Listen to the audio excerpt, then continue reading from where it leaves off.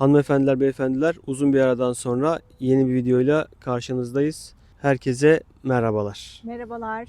Bu videoda çok enteresan ve bence ilginizi çekecek bir konu işleyeceğiz. Burayla alakalı fikirleri olanlar için öncesinde izlenmesi gereken bir video. Videonun konusu, Amerika'ya kimler gelmemeli? o zaman çaylarınızı, kahvelerinizi koyduysanız şimdi Oynat evladım. başlıyoruz.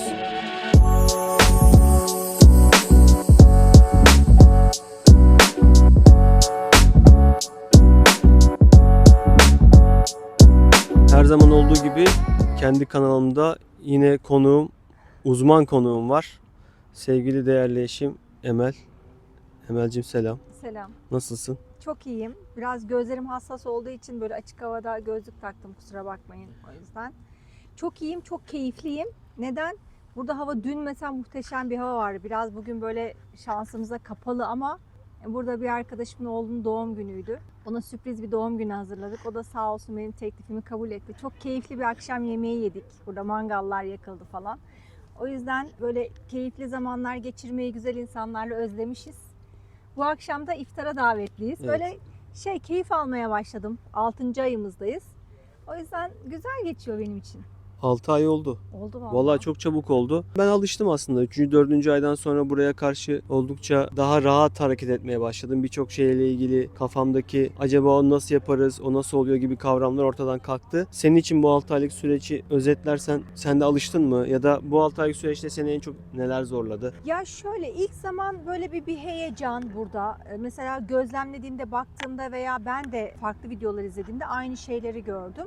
İnsanlar ilk geldiğinde böyle heyecanlı, tabii yeni ev, yeni eşyalar alma falan, alışveriş, böyle bir tatil havası gibi. Sonrasında evet ben artık burada yaşıyorum mu yaşamaya başladık. Ama Tatil bitti moduna girdin tatil yani. bitti moduna girdik artık. O arada insanlarda böyle hafif bir durulma dönemi yaşanıyormuş. Evet. Ondan sonra tekrar bir yükselişe geçiyorlarmış. Evet tamam artık Amerika'dayız gibi bir yükseliş. Ama bizim o geçiş dönemimizi biz çok rahat atlattık. Bir memleket özlemi oluyor ama. Tabii olmaz Oluyor. mı? Ya Tabii ki ama oluyor. şimdi mesela o süreç ivmeleniyor bence buraya geldiğinde. Tatil modundan böyle çıkmaya başlayınca o özlem artıyor. Onun bir pik noktası var. Oraya Evet. vardıktan sonra artık yavaş yavaş o özlemlerinin sayıları ya da nitelikleri azalmaya başlıyor. Ve herhalde buraya alıştığımız için oluyor birazcık O daha. tabii işte belli başlı arkadaşlıklar, dostluklar ediniyorsunuz. Evet. Güzel, keyifli zamanlar geçirebiliyorsunuz. Bu da tabii sizi daha motive ediyor. O yüzden de alışıyorsunuz bir süre sonra. Tabii ki hani her zaman özlüyoruz yani. Valla senin burada benden daha çok arkadaşın olmaya başladı. Çok. Vallahi çok memnunum. Sağ olsun burada bir arkadaşım var. Çok güzel bir grubun içerisine soktu beni. Şu Onlar da mikrofonu bizi... biraz daha düzelteyim, sen devam et. Tamam. Onlar da bizi bu akşam iftar yemeğine davetler ailecek. Böyle güzel şeyler bunlar ya. Böyle keyif alabileceğimiz. Hele ki iftar hani böyle bizim aile Kendi geleneksel yapımıza. yapımıza Onları uygun. özlüyoruz ama burada. Ben mesela en çok şeyi özlüyorum. Bizim evimizin olduğu yerde böyle odunlu bir fırınımız vardı Evet. mahallemizde. Oranın Ramazan pidesini çok özlüyorum. Çocuklar bile dediler Ramazan geldi deyince. Ramazan geldi, Ramazan. Ramazan geldi Ramazan. Oradaki pideden alalım da eve gidene kadar şey yapıyorduk, böyle telaş ediyorduk. O sıcak pidenin içerisinde böyle şimdi oruçlu insanlar varsa izleyen, bilmiyorum bunu ne zaman yayınlarız ama canlarını da çektirmeyelim. Buradan herkesin de Ramazan'ını kutlarız. Evet. Bayram geçti mi geçmedi mi, ne zaman yayınladık onu bilmiyorum ama bayram geçtiyse geçmiş bayramınızı, geçmediyse de önünüzdeki bayramınızı da buradan kutladığımızı söylemek isterim. Hadi konuya geçelim. Hadi konuya geçelim şimdi. Konu şu. Şimdi Amerika, bence bütün ülkelerde bu vardır ama Amerika'da özellikle farklı bir intiba var buraya gelmeden insanlar tarafında. Evet. Özellikle insanların, gençleri burada biraz daha ayırtıyorum. Bence gençler Amerika konusunda oldukça avantajlılar. Onlarla ilgili de bir şey söylemek istiyorum videoda ama burada aslında bahsetmek istediğimiz şey biraz daha 40 yaş ve üzeri kitle. Zamanında gidemedik. Zamanında gidemedik. Amerika'nın insanlar üzerinde bir böyle hype konusu var. Uzaktan bakıldığında sanki buraya geldiklerinde her şeyi çok kolay başarabileceklermiş gibi, çok rahat para kazanabileceklermiş gibi, tecrübeli olmasa da birçok şeyi hızlıca atlatabileceklermiş gibi bir imaj yaratılıyor sosyal medyada. Bunun gerçeklik payı gösterilen kadar yüksek değil. O anlamda yaşadıkları bir hayal kırıklığı olduğunu düşünüyorum ben insanların. Bir seneden sonra, belki 6 ay, bir sene, 2 seneden sonra. Çünkü Bunu başaramayıp yapamayıp dönen çok insan var. evet, şöyle bir durum oluyor benim izlemlediğim kadarıyla, gözlemlediğim kadarıyla. İnsanlar genellikle Türkiye'deki varlıklarının çok büyük bir kısmını, varsa varlıkları, son kurşun olarak ceplerine koyup buraya geliyorlar ve o son kurşunları burada sıkıp aslında çok büyük varlık edinebileceklerinin hayaliyle yola çıkıyorlar. Özellikle hiç tecrübe etmedikleri iş konularına giriyorlar. Ve bunlara girerlerken de akıl da almıyorlar aslında. Biraz dolduruşa geliyorlar ve ondan sonra ellerindeki, avuçlarındaki o ana kadar yapmış olduğu birikimleri de heba etmiş oluyorlar. Ve bu da aslında büyük bir Maalesef. çöküşe sebep oluyor. Hem manen bir çöküşe sebep oluyor. Zaten o maddiyat işi burada biraz daha farklı yürüyor. Psikolojikman tabii çok etkileniyor insanlar. Biz burada işte 6 ayda çok gözlemledik. Zaten gelirken de onu planladık biz eşimle. İlk bir sene burayı gözlemleyeceğiz. Hangi işler var? Çünkü dışarıdan bakıldığında ya da videolar izlediğinizde ne kadar güzel, inanılmaz bir iş fırsatı gibi gözükebilir. Ama o iş fırsatı gerçekten sizin için uygun mu? Siz o işe uygun musunuz? Sonra bakıyorsunuz burada yaşarken görüyorsunuz ki hiç biz bu işe uygun insanlar değiliz. Asla yapamam. Yaparım. İş ilanı için ara dedim, iyi günler. Hani o iş bize göre değil veya işte biz bunu yapmak istemiyoruz bu işi Öyle bir işin diyebiliyorsunuz. gerçekliği de muamma aslında birçok Evet, iş kanalında. tabii. Yani dediğim gibi özellikle internet tarafında siz sadece başaranların kısmını gördüğünüz için Evet. istatistiksel olarak da izlediğinizde sanki herkesin başarmışı gibi algılıyorsunuz bunu. Bu bir pazarlama stratejisi. Bu çok doğal. İnternette izlediğiniz her şey başaranların hikayeleri. Başarısız olanların hikayeleri çok az. Türkiye için de böyle, başka Amerika için de böyle. Hep başaranları görüyorsunuz. Ya bir de şu da var. Bakıyorsunuz, izliyorsunuz. İşte videolarda size anlatıyorlar. Evet, güzel bir şey çiziyor. Bir iş fırsatı gösteriyor falan. Bunu değerlendirirken şeye de bakmak lazım. Yani bu insanlar Amerika'da ne iş yapıyor? Size bu işi öneriyor ama Evet. kendi ne işi yapıyor? Siz ne iş yapıyorsunuz? Bu işle ilgili bir tecrübeniz var mı? Ya da Amerika'da hiç ticaret yaptınız mı diye bir sorun bakalım. O zaman zaten orada size verebilecekleri bir cevap çoğunda yok diyebilirim. Gerçekten iyi ticaret yapanlar, Deneyimlemiş insanlar. deneyimlemiş ve video paylaşmış insanlar çok az. Evet. Onları lütfen eleyin. O insanlardan destek almaya çalışın, benim önerim. Ben geçen gün kendi Instagram hesabımda burada avukatlık yapan birinin paylaşımını gördüm. Onu paylaştım. Yani Amerika'ya gelen Türklerin en çok yaptığı hatalı işler işte restorançılık, kafecilik gibi fikirlerle insanların çok hızlı bir şekilde para kaybettiklerinden bahsediyor. Deneyimin kendi deneyiminden söylüyor aslında bunu avukat ve günün sonunda buradaki insanların gıdaya olan merakı ya da ağız tatları bile çok farklı. Yani şeyi çok duyuyorum, işte Amerika'ya gelelim, bir kebapçı açalım, bir dönerci açalım vesaire. Bununla ilgili bunu başaran arkadaşların videoları da var. Onlara da bravo, buradan yapmışlar. Ama eminim bunu başarmak için çok ter dökmüşlerdir. Senin dediğin şeye şöyle sonuna kadar katılıyorum. Bence bir işi yapmak için ya çok iyi bir tecrübeyi yanınıza almanız lazım. Onunla iş birlikteliği yapmanız lazım. Ya da sizin bunu daha önceden bir şekilde tecrübe etmeniz lazım. Ticaretle ilgili hiçbir fikriniz yoksa, hayatınızda bugüne kadar Türkiye'de hiçbir ticaret yapmadıysanız, bence Amerika'ya geldiğinizde bir şeyleri yapmanız daha zor. Başarmanız daha zor. Ticaretin o keskin tarafını görmediyseniz, o eziyeti yaşamadıysanız burada da aynı eziyetleri katlanarak yaşayacaksınız. Ülkenizden uzaktasınız. Sınırlı bütçeniz de varsa bu sizi daha da fazla yıpratacak. Çünkü burada sistem çok hızlı. Sizi Evet. o sistemin içerisine sokuyor Amerika. Evet, Amerika çok güzel. Çok güzel iş fırsatları var. Ama siz o sistemin içerisinde, çoğu insan 12-16 saat çalışarak bu sistemin içerisinde boğuluyorlar. Psikolojik sorunlar yaşıyorlar. Dolayısıyla zaten bu kişi aslında Amerika'yı seçmesi de hata. Avrupa'yı tercih edebilirler bu tarz işler. Çünkü oralarda sosyal yardımlar çok daha fazla.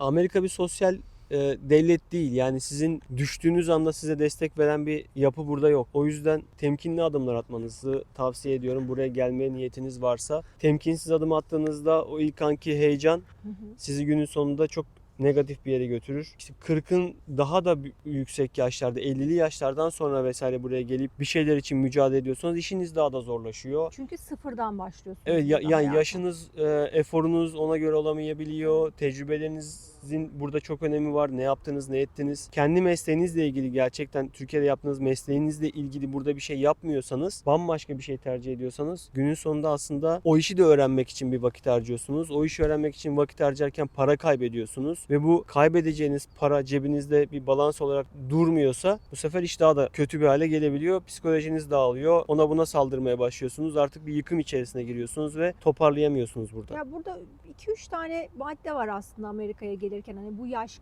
skalasında olan insanlar için. Bir, çok iyi bir iş statüsünde bulunuyorsanız eğer burada. Onun haricinde işte maddi bir gelirken bir birikiminiz varsa hani böyle birkaç madde var. Bunun haricinde ise bu Amerika sizi çok yorabilir bu yaşın üstündeki Biraz insanlar. akarınız varsa yani. Evet, Türkiye'den bir miktar evet. buraya bir akışınız varsa ya da belirlediğiniz zaman zarfında burada kendinizi idare edebilecek kadar Kesinlikle. nakit birikiminiz varsa oluyor. Ama şunu özellikle tavsiye ediyorum. Bir hayal uğruna bir şeyi başlatıp hatta burada başlatıp yürütmeye çalışırsanız o bence burada imkansıza yakın. En azından uzaktan yapabileceğiniz bir şey varsa buraya gelmeden biraz Türkiye'de onu deneyimleyin. Bakın Kesinlikle. sizin için doğru bir şey mi? Evet. Özellikle online mecralar için söylüyorum. Yani e-ticaret vesaire burada yapmayı düşünüyorsanız onu bence Türkiye'de başlatın. Hatta öncesinde buraya bir gelin bakın, ortamı görün. Evet. Hangi eyalete yerleşeceksiniz? O tatil fikrini yüzünden zaten size her şey çok güzel gözükecek. Ama günün sonunda finansal olarak zorlanmaya başladığınızda bir daha o manen yıkım gerçekleşir. Bir daha toparlayamazsınız. Burada çünkü eşiniz, dostunuz kalmıyor, aileniz yok vesaire. Bunu atlatmak çok kolay olmayabilir. Ama şu tarafa dönersek ben mesela Amerika'ya 25-30 yaş arasında gelmeyi çok isterdim. Evet. Onlar çok şanslı. Çok şanslılar. Genç arkadaşlar yani Bunu başaranlar yaş çok olarak şanslı. bizden daha Evet. genç arkadaşlara söyleyeyim, eğer fırsatınız varsa bunu değerlendirin. Gerçekten burada iş imkanı çok daha fazla. Para kazanma olasılığınız çok yüksek. Bir iş başlattığınızda onu sebat ederek başarabilme olasılığınız yüksek. Birikim bile Bir yapabilirsiniz de yaş aslında. olarak genç olduğunuz Enerjiniz için çok. enerjiniz yüksek, çalışma hırsınız var ve siz burada bir ev sahibi olmak istiyorsunuz. 20 yıllık bir Mortgage alabilirsiniz. evinizi satın alabilirsiniz. Yaşınız da buna müsait. Yani Tabii. sizin için 30 güzel yaşında bir- burada 30 yıllık krediyle bir ev alsan 60 yani, ve bunu aylık ödesen kira öder gibi yapıyorlar aşağı yukarı Tabii. mortgage kredilerinde. Yani 60 yaşına geldiğinizde emeklilik zamanınızda bir ev sahibi olursunuz bu en kötü senaryoda. Ama buraya 50 yaşında 60 yaşında geldiğinizde ve bir ev sahibi olmak istediğinizde eğer bunu karşılayacak işte yarı yarıya bir bütçeniz yoksa daha düşük bütçelerle yine 30 yıl mortgage'la.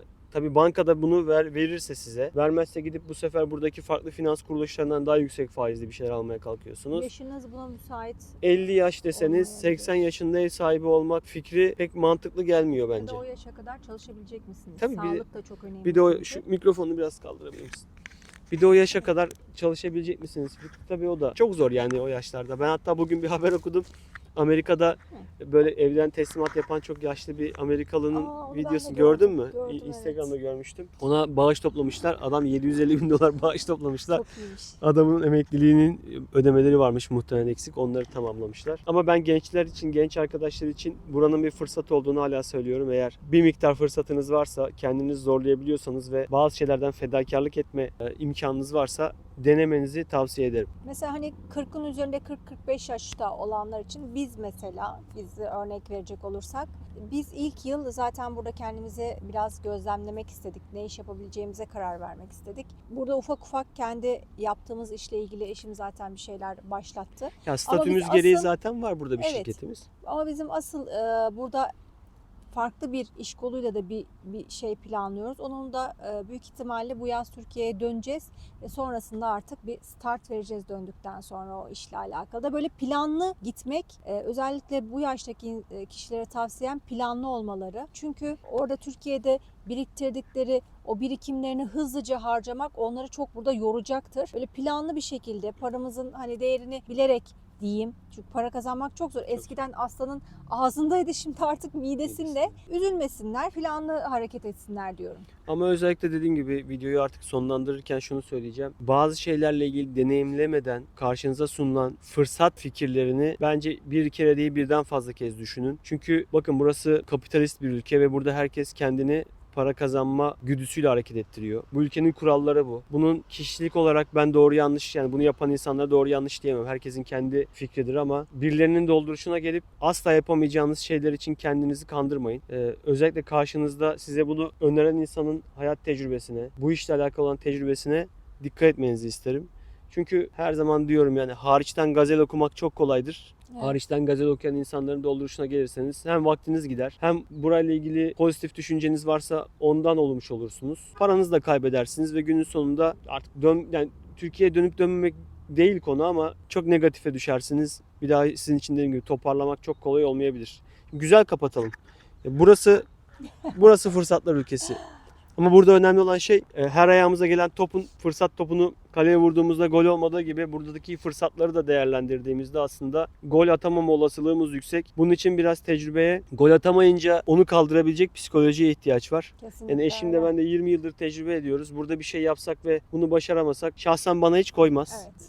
Emel'e de hiç koymayacaktır. Yani bunlar bizi Türkiye'de fazlasıyla tecrübe ettiğimiz şeyler. Bir şey yaptık, istediğimiz seviyeye gelmedi, sonlandırdık. İstediğimiz seviyeye gelmedi, daha fazla mücadele ettik, getirmek için uğraştık. Bu deveranı yaşadığımız için burada yaşayacağımız herhangi negatif bir şey de bizi asla silkelemez bile. Böyle bir psikolojiyle buraya gelebiliyorsanız ne mutlu size. Benim güzel olarak sonlandıracağım şey bu. Burada fırsatlar var. Değerlendirebilirsiniz. İyi araştırın derim. Sen de bir şeyler söyle ve sonlandıralım. Amerika fırsatlar ülkesi. Bunu kaldırabilecek enerjiniz, mental sağlığınız yerindeyse gelin, hiç beklemeyin derim ben. Bir sonraki videoda yine söz vermediğimiz gibi bir sonraki hafta 3 ay oldu muhtemelen Yok, iki videonun arası. olmamıştır Olmadı ya, mı o olmadı kadar? tabii Bayağı ki. oldu ama yani. Bana 3 ay gibi geldi. Görüşmek üzere arkadaşlar. O zaman bir sonraki videoda artık ne zaman olur onu bilemiyorum şu anda. Çünkü her videoda bir sonraki hafta kesin diyoruz ama olmuyor. Belki bu sefer olur. Bir sonraki videoda görüşmek üzere. Şimdilik kendinize iyi bakın. Görüşmek üzere. Hoşça kalın. Hoşça kalın.